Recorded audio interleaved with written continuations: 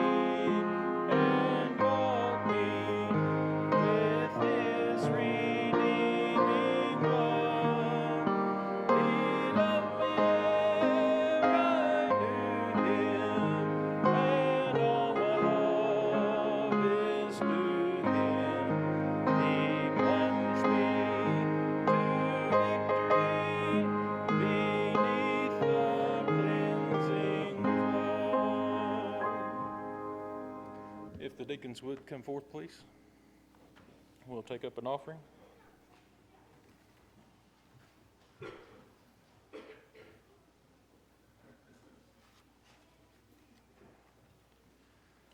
Brother Matt, if you would. Lord, we thank you again for the chance to be in your house. Lord, we just pray as we come together today, Lord, that our efforts that we make, Lord, today will be honored and pleasing to you. Lord, we just want to pray and thank you for all the great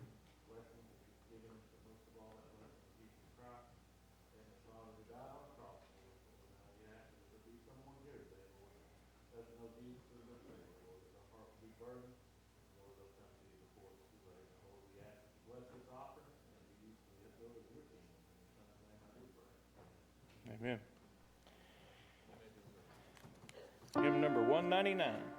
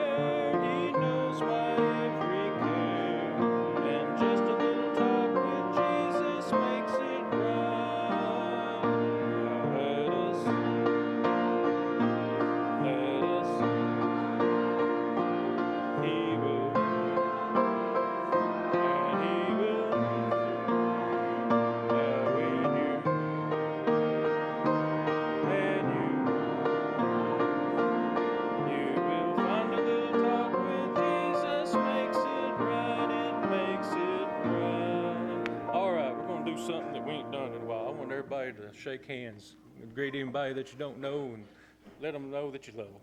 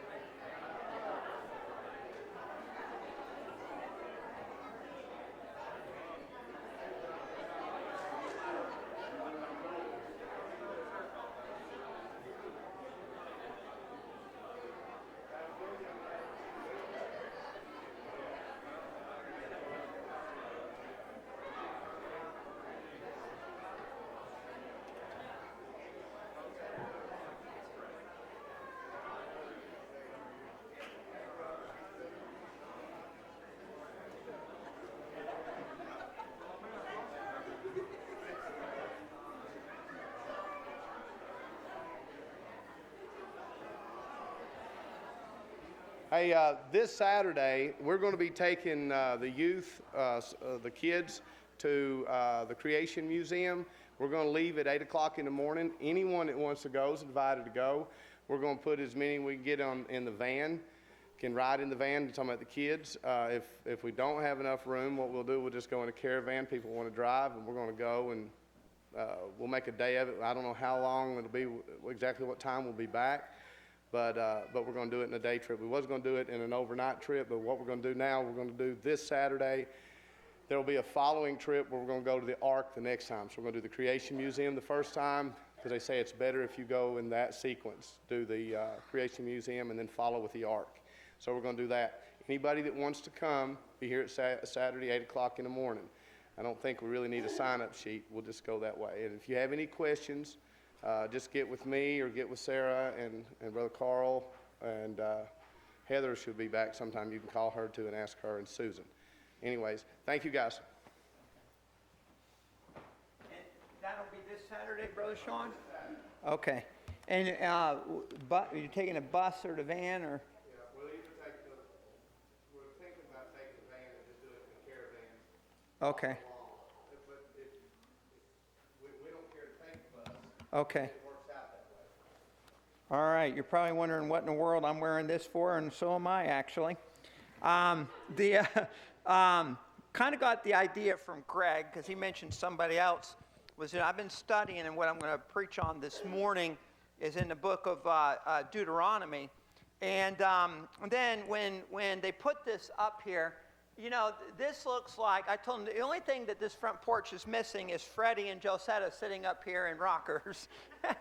And then you would just have a country porch, And, this week Freddie brought a hay rake and some other stuff out there. And he was telling me about how it works. And then some of the guys we go to church with, how many of you have ever plowed with a mule before? Raise your hand. Just leave it up. So you've got 1, 2, 3, somebody over here. Bob 4. Bob probably invented it. Dave, did you ever plow with a mule? Yeah. Okay, did you ever plow with a horse? All right, okay. How many of you ever plowed with any kind of animal? Raise your hand. All right, now a lot more are going on. But you see, that is like a very small percentage of people that I have never plowed anything with a mule. And first off, before I get into all that, let me say, our church did a great job. Several kids got saved on Friday. We had some adults that said they trusted Christ on Friday. This place was absolutely packed.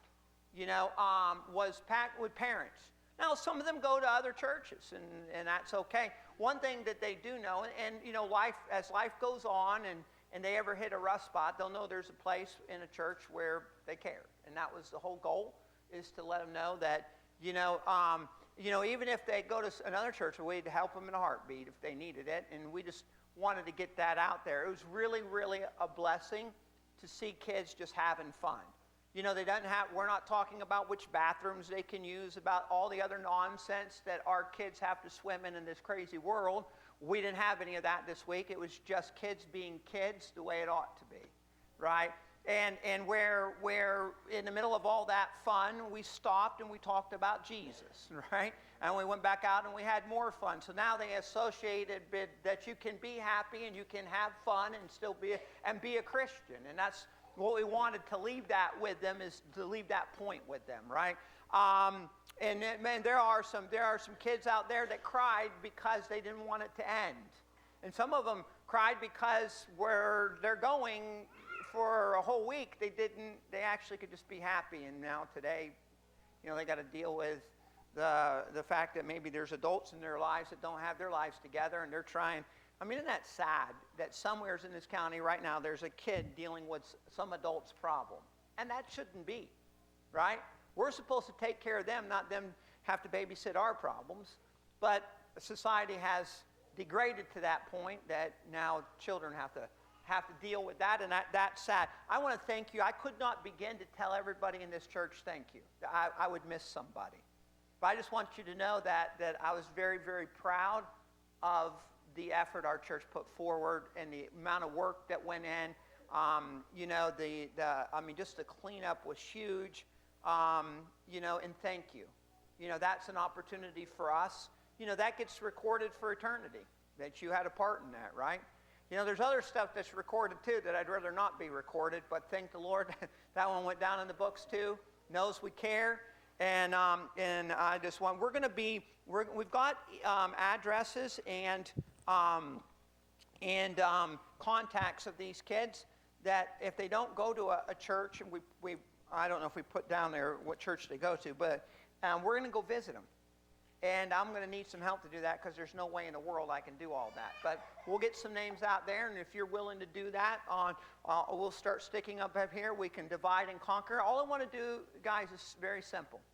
And I wouldn't call them first. I just go knock on the door and say, hey, I'm from Helen Baptist Church. I just want to tell you one thing. Thank you. Thank you for sending your kids. That's all. You know, let them know what time our services are and or anything we can do for them. You can even say this at the door. You can say, is there something I can pray with you about before I leave? We want to remember your family. We want to invite you back next year.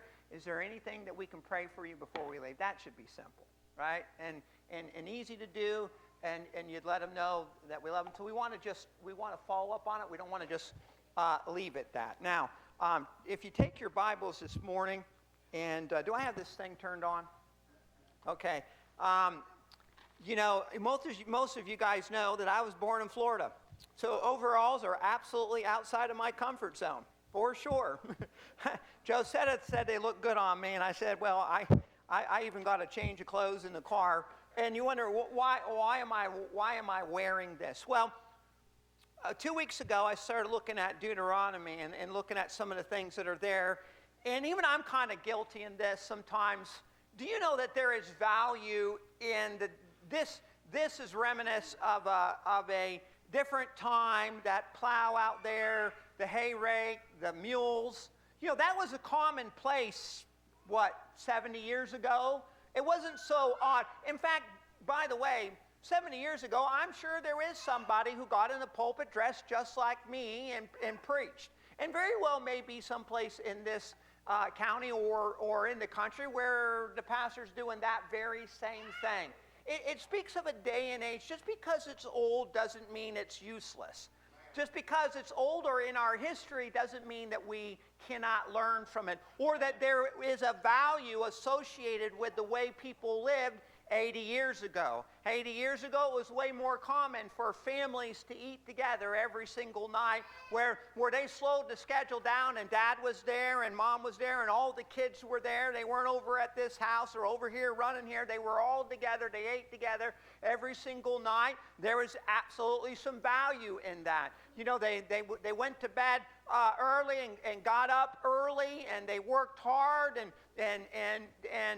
you know, morality was looked at way different than it is today, that there's absolutely some value into that. We can't just look back and say, well, that was, 80 years ago, that was old time, and we progressed, it's the 21st century. Well, by the way, it is the 21st century, but we're not better off because it's the 21st century. And the reason why, I left this up and why I would put overalls on today, I just want to show you that there is some value and some things that we should look and take serious the way it used to be. Our country was better back when they plowed with mules. Our society was better when people lived like that. Now we're not going to go back. We're not going to go be Amish. We're not going to change the clock. But we can learn from what used to be.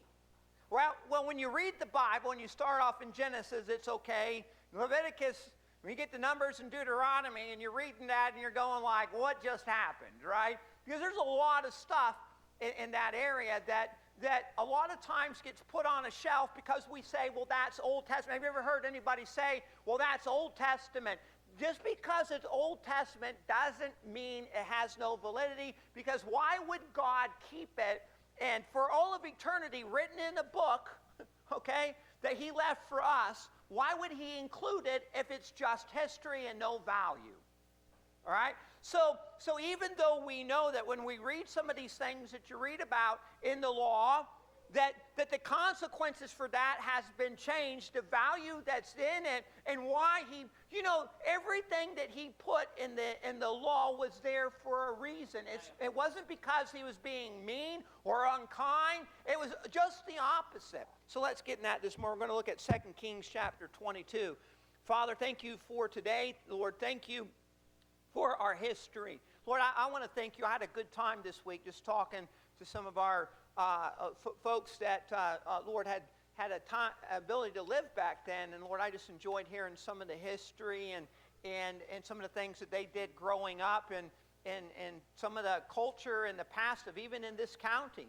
Lord, it just really, part of me just almost wanted to just kind of go back and experience what they experienced, because it just seemed like it was a better time. Lord, I just really enjoyed hearing them tell the stories and about what life was like back then, and the simplicity of it. And here we are today in the 21st century. We've got all these comforts, but we're certainly not happier, for sure.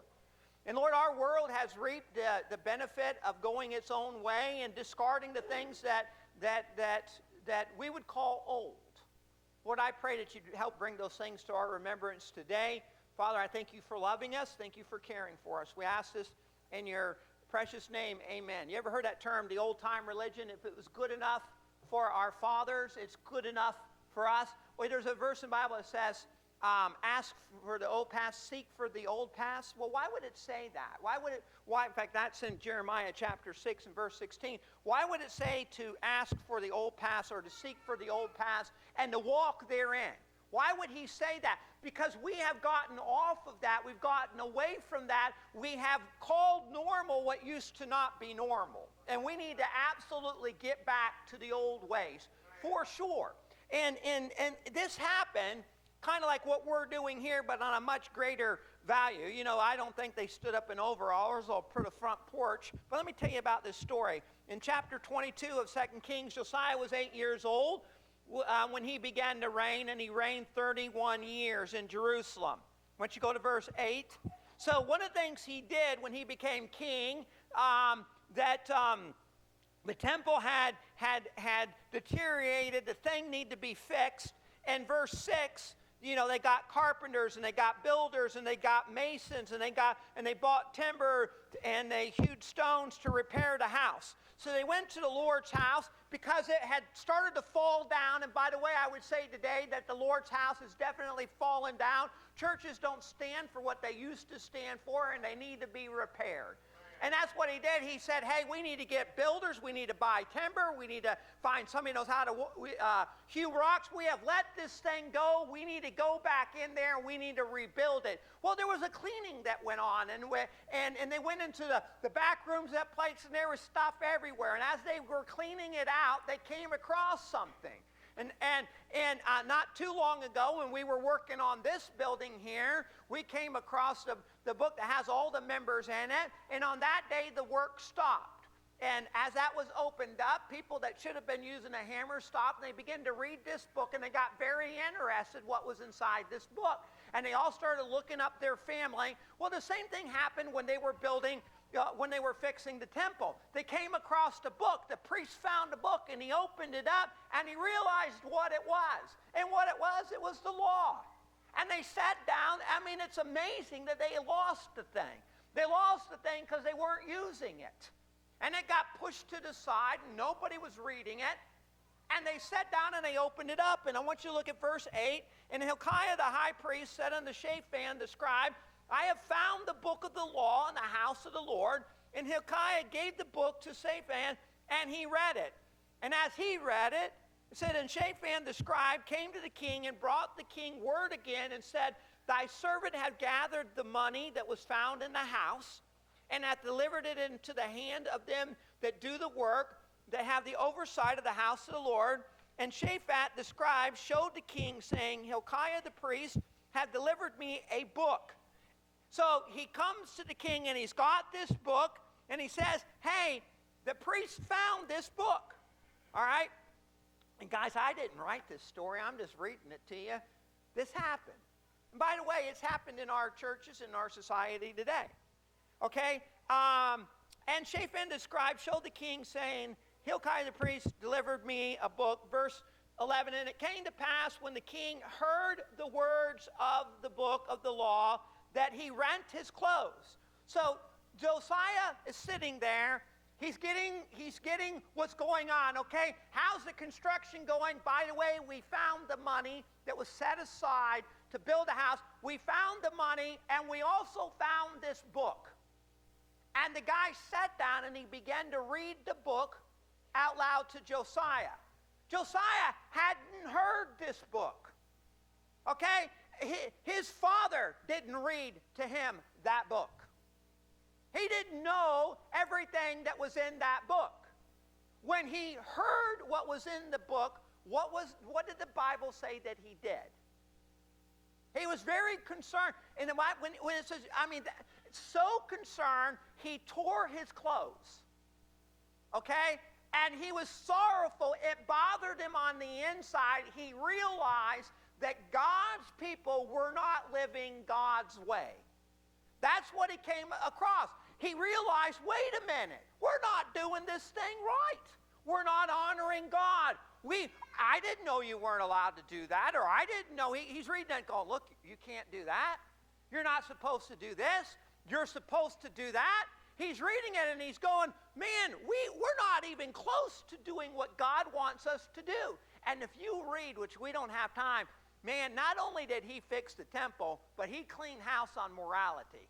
He got so mad at idol worshipers that he dug up their dead bones, he stomped on them, and he burnt them. That's pretty mad. He said, he was making a point. He was saying, we got to get back to this again. And then not only did he read it, but you know what he did after he heard it? He got everybody together, all the children of Israel. He set them down, and he made them listen to it. And when they listened to it, do you know what they did?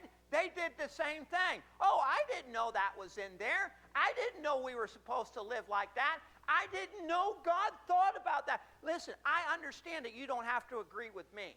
And by the way, I don't have to agree with you. I get that. But we absolutely do have to agree with God. No question. And when God feels a certain way about a certain subject, that's the end of that. He doesn't care what I think. Okay? He doesn't care about my opinion or my reasoning behind why I do what I do.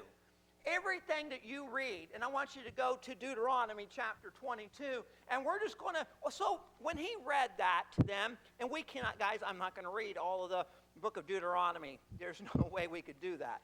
But I am just going to read a little bit of it to you, and just to kind of get an idea of what it would be like if you were back then, and you heard that. So he's sitting there. He's in his throne, and they're reading this book. What did he hear? Well, let's look at it a little bit in chapter 22, and we're just going to read some of this. Thou shalt not see thy brother's ox or his sheep go astray, and hide thyself from them.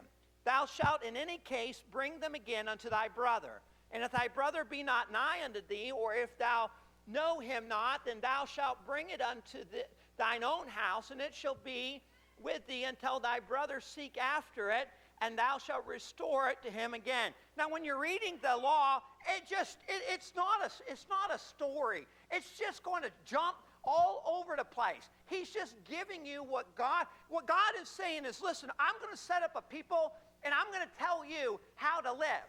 Because you guys are sinners, you live in a broken flesh, you follow this, and what this does is it puts a speed bump to your flesh. It slows down the rottenness that's naturally going to take place. All right? So he's saying, first off, I want you to know, here's how you treat other people. If you see your neighbor and his cows get out, stop and do something about it. He said, because that's what a decent human being would do. A decent human being would care. I cared when I saw you guys eat the tree in the Garden of Eden, and I came down there to help you. Decent people care. Now, you look at our world today, and you look at crime going crazy. It's happening right in front of people, and people don't care. We can drive right past somebody else's problem. But, guys, a church isn't going to be able to reach this generation if we don't care. And one of the things you can stop and see, look, if he wants us to care about somebody else's sheep and oxen, I guarantee you he'd want us to care about their children. Okay? If he'd want me to stop my car and make sure their cows get home safe, he would want me to also do that for you as a human being in real life problems. I can't just go on about my life like you don't matter, because you do. If your cow matters, you matter. If your donkey matters, you matter. If your stuff matters, your kids matter. I don't get to say, well, wait a minute, that's their problem. He should have built a better fence. That's their problem. problem, he shouldn't have let them get out. He said, no, you stop, you help them, and if you can't find them, Greg, you know what he said to do? Bring it back to your house. Now, his problem's now your problem. You know, I mean, what are you going to do with a bunch of cows that don't even belong to you? Or a horse that doesn't belong to you? And it said, you keep them until you can find your neighbor. Now, remember, this is God in heaven saying to these people, this is how you should live. This is the way I say that you need to treat other people. It wasn't an option. He was given a guy, he's saying, look, you guys are sinners and you're naturally only going to care about yourself. All right, so I'm going to tell you how you live peacefully among each other and how you, wouldn't it be a whole lot better community to live in if people actually did care? Well, back in the children of Israel, back when this was written, I mean, if that happened, you would know, you'd hear, oh, your cows are out. You would know, well, wait a minute. Man, my neighbor, maybe he's going to help me and he's going to take them and he's going to find them. And then we go from cows, and then we go down to verse 5. The woman shall not wear that which pertains unto a man, and neither shall a man put on a woman's garment. For all that do so are an abomination unto the Lord thy God. So you go from talking about cows, and boom, you go right into this. Now, culture changes. So here's a question. Let's say I don't have bib overalls on today, and I have a dress. All right? Now, part of you, I know some of you looked at me today and said, he is out of his mind. Okay? But what if I actually put a dress on today? All right, but it was a modest dress. It came to my knees, and it wasn't too short up top, all right? And it wasn't clinging to everything, all right? Now, Sean would see that and go, hey, you had better have a really good reason for having a dress on today. And I just said, well, look, Sean, it's modest. You know, he'd say, it doesn't matter. It's a dress. Culturally, in our world today, now, culture changes. I understand that we don't wear the same clothes that they wore back in the Bible. All right, there is definitely a distinction today. It has not changed yet. Maybe it will. Maybe in 200 years, maybe it's going to be okay for me to wear a dress. It has to do on the culture of the people. But what is God saying when he says, Dave, don't wear a dress? He is saying this, that I made male and female different. Okay? And there has to be a distinguishability between that. You ought to be, dresses are feminine. And I don't know. Now, in our culture, you can go over to Scotland and you can have manly men wearing skirts. Not our culture here, all right? It would not be right. It is a cultural thing based on where you live in the time and age where you live. Unfortunately, just now in our culture, that the fashion right now is that men are wearing dresses. Well, not for us. Why? Because the Bible says, well, Dave, that's something that a woman wears. A man's not going to wear a dress. And that if there's ever been a time with all this garbage going on about this transgender stuff, listen, we have to preserve femininity and you have to preserve masculinity. And we have to understand that there's a difference. Whether they like it or not, there's a difference. Men are supposed to be men. Women are supposed to be. You know, when Stephen and Tiny cry, you know what I tell them? Suck it up. Be a man. When Emily cries, you walk over there and you say, hey, honey, is it okay? Can I help you? I don't tell her to suck it up, be a man. You know, I don't want my wife burping and scratching. You know, guys do that. I don't want my wife doing that. I like the way my wife smells. I don't want her smelling like me. Okay? Now you call that old-fashioned, and it probably is. But it's also biblical. When you look, it doesn't matter if you like it or not. It's in there, and when they read it, they stopped and they said, wait a minute. If there's no value to that part of the Bible, why is it there? There should definitely be masculinity, and there definitely should be femininity. And you can't, when a guy doesn't act like a guy or a lady begins to act like a guy, women are not supposed to be combative. They're not supposed to be in somebody's face. They're not supposed to be, they're not supposed to be Jerry Springer women. That is not the culture that's in the Bible of what God said is a difference between the sexes. No, that might be what the world says that's the way it ought to be, but it doesn't matter. So can I ask you something? If God cared about this, then did he just all of a sudden quit caring today? Does he today think that there's no divide between women and men? No. I mean, traditionally, if you're married and you got a problem, you need to let your husband handle it. And you be the wife. Well, you might not like that, but there is a difference. And he's the one that put this in the Bible. Do you know women are it's not disgraceful for a woman to be taken care of. It's the way God intended it to be. It's actually a privilege to be loved on and say, hey, don't carry that. Let me carry it for you. You know, now it's like, you tell that to a woman today, she gets offended. You know, I can do that. Well, listen, man, I'm thinking, have at it. Here you go. Carry it away. All right, let's go on down to another thing. Verse 9. If a bird's nest chance to be before thee in the way, in any tree or on the ground, whether they be young ones or eggs, on the dam sitting upon the young or upon the eggs, thou shalt not take the dam with the young. But thou shalt in any wise let the dam go and take the young to thee, that it may be well with thee. So we go from one thing to the other, and then boom, now we're talking about birds. Just common sense on how to take care of God's creation. He said, listen, if you go up to a nest, don't take the mom and the babies, because you're going to run out of babies. Just take the babies, leave the mom, so she can come back and have more babies. We don't need the environmentalists telling God made it very clear on what to do. We hunt in the fall time and not the springtime, because in the springtime they have their babies. It's common sense. You don't need to be a tree hugger to figure that out. That's just preserving your own self. I tell them in Africa, look, if you kill every bird, you're going to run out of birds eventually. That's all there is to it. So he said, listen, isn't it amazing that why is God in heaven, Greg, who's running a whole universe, is sitting here talking to me about birds? Because he's saying, listen, because of your sinful nature, you won't figure this out. So just let me just give you some pointers from the way I intended this to be run. That's what you're reading. This is the way I intended you to take care of the things I gave you. This is the way I want you to do it. And he's just moving through this. He's going from one thing to the other. I want you to go down to verse 22. If a man be found lying, remember this is all in the same chapter.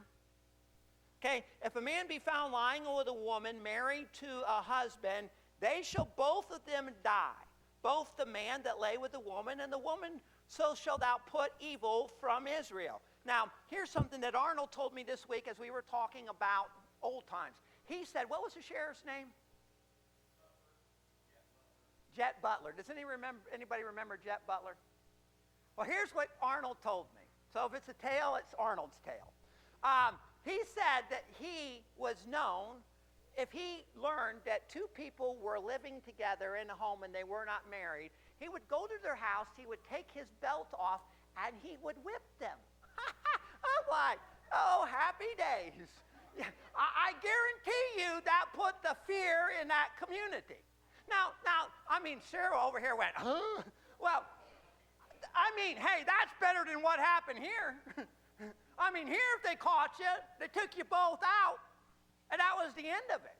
So let me ask you a question. Obviously, we're not going to do that. We're not even going to take our belt off and whip people. You would be very busy in Scott County if that was the case. We're not going to do that, right? But I thought that was really funny talking to Arnold that he said, well, I heard back in this day, and that sheriff, when he would go to church, he would drop his gun, leave it in the car, and he'd go into church, come back out. But you think about that, you would think twice about doing something like that back then because, hey, you don't want the sheriff coming up to your house and whooping you, right? Well, back then, do you know what you would do? You would think twice about ruining somebody else's marriage. Do you honestly think we're better off that it's so cavalier that it's really no big deal anymore? No, obviously we're not going to kill people because of the grace of God. But we should never belittle the event and say that it's not a big deal anymore, because it still is a big deal. And God cares. He cares about the pain that it causes to other people. He cares about the pain that it causes to the children. He cares. We've all sat, listen, you know my past, okay? Growing up, it wasn't always Leave It to Beaver where I lived. Could you imagine coming home and saying, well, Mom and Dad are getting a divorce? Well, why? Well, because this happened, because my mom cheated or my dad cheated. Well, okay, so the adults, they're adults, but what about the kids that have to live through that and the pain when they hear all of that? And God says, listen, I didn't create you like that. I didn't make you like that. So I'm going to put this consequence on it because I want you to understand that it's serious. Just because we don't die anymore doesn't mean it's no longer serious and we can just go out and hurt people like that, because what you're going to do is you're going to degrade your society, and what we've done is we've done that. Right? We have gotten to that point where it's like, okay, the roof is not going to fall on my head, so therefore it's not. I mean, do you believe that there was fear in the heart of the people that were doing that they had to constantly look over their shoulder and think, well, am I going to get caught? Or, well, sure there was. Do you think, Lloyd, that was a deterrent, that it slowed the process down? Of course. Well, we're not going to stone anybody, but you know what ought to slow it down? God still thinks it's wrong. Man. Thank God for his mercy. Hey, I don't even know if I'll get a chance to read this, but you know what it says in here today? It says that a bastard is not allowed in the assembly of Israel up until the 10th generation. And Arnold, I read that, and I honestly cried. Do you know why? That's why. I sat there, and Greg, I said, I don't like that. That's not fair. No, I didn't do it. I didn't like that. I'm reading that trying to think. Now the rest of this, I'm like, amen, burn them. I get there and I'm like, it made me uncomfortable. I don't like that. I didn't do it. Why in the world would God? Now, some of them, there's different penalties on other people that it only lasted to the 3rd generation or the 4th generation. This one went to the 10th. So up to the 10th generation wasn't allowed in the assembly. And you think, why would God do that? Because what he was saying is, listen, what you do not only doesn't just affect you. Now, I wonder if we thought about that a little bit more today. What we do doesn't just affect you. What you do has consequences on other people. So you need to think about it, because it can go 10 generations. You need to think about it because it doesn't just stop with you. You don't get to just wash your hands with it and say, well, that was my life. The fact is, you also dumped your problem on somebody else. Do you know what else it says in here that we won't have time to look at? Let's see if I can find that one real quick. Let's see.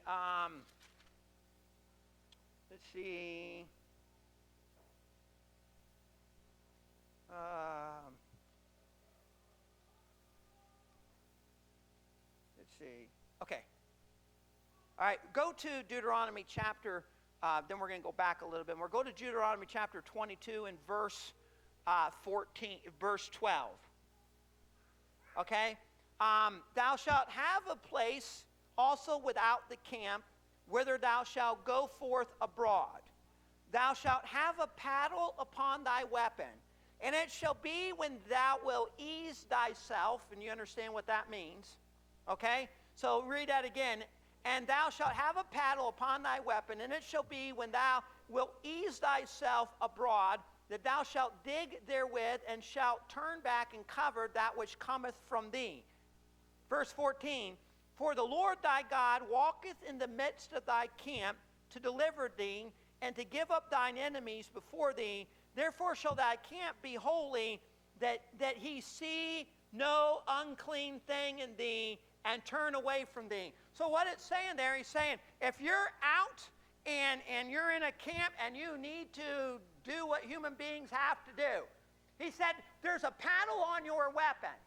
You go dig a hole, do what you got to do in the hole, and look, I didn't write it, and cover it up. And then he said, well, here's why you need to cover it up, because God is going to walk in your camp and doesn't want to step at your mess. Basically is what it's saying. Well, we all have dogs, right? Nobody likes going out in the front yard and, going, man, it's all over my shoe. You know what God's saying? I don't want to be around your problems. All right, so if you're going to go through all that effort just to use the bathroom so God doesn't have to be around that, what about the rest of our life? Okay? I mean, what about the rest of our life? How much stuff in your life do you ask God to walk around that's not clean? He said, when God walks around your camp, you don't want to leave this stuff out in the open where he can see it and be offended, because he's just going to turn around and go. Well, what about our life? What about the things that we leave around uncovered all the time? We don't deal with them. He's saying, look, that happens, that's natural, deal with it, so that God doesn't have to deal. We leave our sin open for God to walk around in it, and we wonder where in the world are people, no peace. We have no power in our churches. Why? Because he's saying, man, your front yard's got stuff everywhere. Everywhere you walk, we've got dogs. I told Maggie, you can't take one step, and without stepping in something. What would be terrible for God? And that's what he's saying. Obviously, we're not going to do that today because we have bathrooms. But the analogy is this: if that offends God, what else offends God? If that's going to turn him by, and that's a natural byproduct of being a person, what else offends God, Greg? What else do I have in my life? And I'm thinking about, the thoughts, the attitudes, the actions. My front yard is a mess. And I'm asking God to walk in that front yard. And what I need to do is go out there with a shovel and pick it up. Get it over the fence so God don't have to deal with it. Do you know another one in this chapter? It says that if a man and a woman be walking in the field and the man take advantage of the woman, and you can read it, it's in chapter 22. It says if a man and a woman are walking in a field and a man takes advantage of the woman and she doesn't scream and she doesn't ask for help, it says that both the man and the woman are both to be killed. Now I'm telling you what, that's not very popular today. You would look at that and say, you're making my problems his problems. I didn't write it. It says, if a man and a woman are walking in the field and the man tries to take advantage of the woman and she doesn't scream and she doesn't ask for help, that they're both to be killed. But then it says, if a man and a woman are walking in a field and the woman screams and she calls out for help and nobody helps her, the man dies, the woman doesn't. You know what he's saying? You have some responsibility, right? It's not just all on the guy. You have some Now listen, do you understand how not politically correct that is? I didn't write it. So are we going to say that, well, why was God saying that? Because he's saying, listen, first off, take some thought in what you're doing and where you're at. Well, who you say that today? Yeah, bad news. But you can read it, it says that in there. It says that if you do that, like today, if a girl goes to a party and she gets drunk, you know what he's saying? You shouldn't have been at a party and you shouldn't have got drunk. Well, the world wants to say I ought to be able to act like I want to do and do whatever I want to do, and then it'll all be the guy's fault. Well, you're going to have to take that up with the Bible. I told you this wasn't going to be really popular, right? And I told you that you might not all, look, I didn't like it. I promise you, I got to that part about what it says about somebody who's illegitimate, and I looked at that and said, I even wonder, does God, for a minute there, you look at there and says, God still care about me? Well, thank the Lord. What was that king that God used who was born of a harlot? And God used him and made him king. Thank God for God's grace. Thank God that we don't live in that day and age anymore. Thank God that I don't have to worry. Thank God that he still lets me preach and that I didn't have to wait 10 generations to outlive something that I didn't even do. I am so thankful for grace. I'm so thankful for forgiveness. I'm so thankful that God loves me and I'm special to him. I'm thankful no matter what you've done in your past, that God can still do something with you. He can turn it into something good for him. You don't let that cloud hang over your head. You don't let him beat you down because you're forgiven and you're valuable to him. Thank God. But just because we live in a day and grace, when we get to heaven, the people who committed adultery back then and the people that commit adultery to now are still going to have to give an account to God for that. The judgment on this earth, because of grace, we don't have to worry about that. But there's still going to be an accountability in heaven, and he still cares. He has not quit caring about these things. We don't go out and we're not going to kill anybody. We're not cutting anything off. We're not going to do that. But those things still matter. He still expects us to care about other people and other people's things. He still cares for us to look at that word and say, what value is there in the Old Testament? Instead of just reading over it and saying, well, that was Old Testament and we live in the New Testament. If it had no value, it wouldn't be there. Just like I think there is a lot of value to sitting around with people that have no, and I don't mean this disrespectful, I mean it with as much respect as I can. Somebody with gray hair that has lived longer than me, there's value in that. There's value in the lessons they learned when they were a kid that we can't learn today because they're gone. There's value in that. There's value in the old paths. Okay? And God said, this was a reset for Israel. They reset the button. There was some house cleaning. I mean, when Josiah realized that he missed some of these things, he got involved and he cleaned house. The stuff we listen to, the things that we watch, the things that we do that we should not do because it's not pleasing to God, the amount of the world we let in our lives would not. The whole purpose of the way that they lived back then was to keep the world out. If you don't have any barriers in keeping the world out, it's just going to come in. This way of life was to slow that down, was to buy time, was to keep it in the world and not in the church. It was not, now it's just wholesale accepted. What used to happen only in the world is now a common thing in churches today. And when that happens, it's like, we just want to act like it's no big deal, and you just move on. But if it wasn't a big deal, he wouldn't say, don't do that. Oh, from work ethic to the way you treat. Obviously, we're not going to kill anybody that wasn't in church today. And we're not going to go out there. But do you realize back then, if you worked on the Sabbath, unless your ox was legitimately in a ditch and you can't put him in the ditch, if your ox was not in a ditch and they found out that you worked on the Sabbath, and I think it might have been Arnold too was telling me that there was, if back in the day in this area, if a deacon found out that you did work on Sunday, you would get in trouble for that, even back in this area years ago. Why? Well, are we better off? Okay, nobody's getting stoned. But does that mean the house of God is still no longer needed? That we should just miss whenever you want to miss? Well, when you get to heaven, God's not going to say, well, I cared about it back then, but I don't care about it now. He's going to say what was important back then, because you know why? There's another verse in the Bible you can't get away from. He says that he's God and he what? Changes not. Now, he is free to do whatever he wants to do as far as punishment and judgment. He can do whatever he wants to. Right? So he can say, what about the people who got stoned in the Old Testament? They're going to get there and say, hey, wait a minute. I got stoned. They didn't get stoned. He's going to say, well, that's not for you to tell me what to do with grace. But he's still going to look at that person and say, you do understand that it was still wrong. And that ultimately you disappointed me because I told you not to do it. That's not going to go away.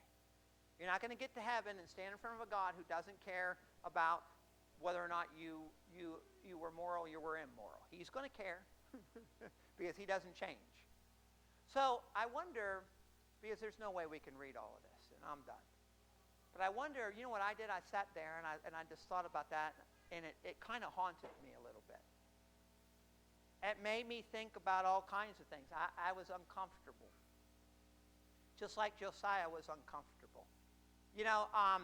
I told gave Lloyd's heads up that I would be doing this today and asked him to pray. And I said, look, it's not, even for me as a pastor, you would normally leave this alone because it's not popular. But the value that's in it, I really enjoyed hearing Lloyd say, or Arnold, yeah, I used to, how like today you have a lawn mowing business where you go cut people's yards? Well, they used to have a corn plowing business. Well, they would go to your yard and they would plow up your corn and you would pay them to do that. And that's what they did as kids. I enjoyed hearing that. I just thought, man, I wish I was alive during that time. Then I opened up another old book old history, and I read it. And as I closed my Bible, I thought, although it sounds like it would be kind of rough, how many of you would rather live then than now? In a heartbeat. Because it just seems to be cleaner and safer. It seems like when God was running Israel, it ran really well. They did good things. They prospered, and people were happy. Yes, there were consequences for disobeying him because you were undoing what he was trying to do for you. And he felt very serious about not letting it spread through the community.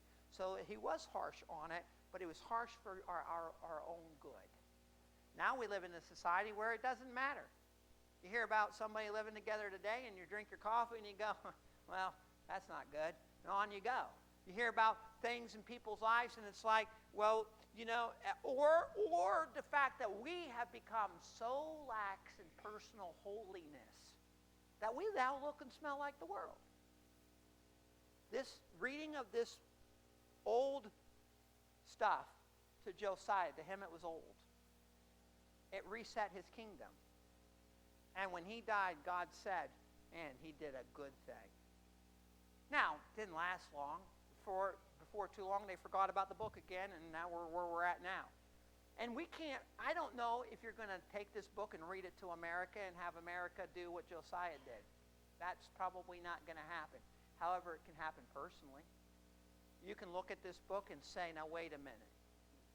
There's some value in that. And I need to get my family to the point where we respect that there's some value in the old ways.